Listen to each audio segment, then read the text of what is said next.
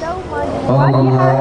أي هجوم، وأن مصائد الإعلام الباكستانية نقلت الأخبار بكل مسؤولية. أشار الرئيس التركي رجب طيب أردوغان بإعلان دولة رئيس الوزراء بإطلاق سراح السياح الهندي، ووصفها بالخطوة النابئة عن القوة.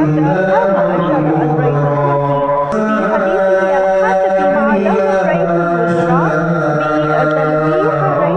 الباكستاني لضرب زيتون النبيذ الهندي، ومسح بالخطوة الكذا لرئيس الوزراء، وقال بأن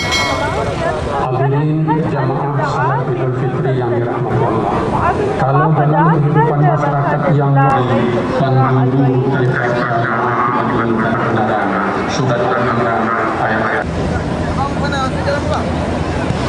إذا مشاهدينا ننتقل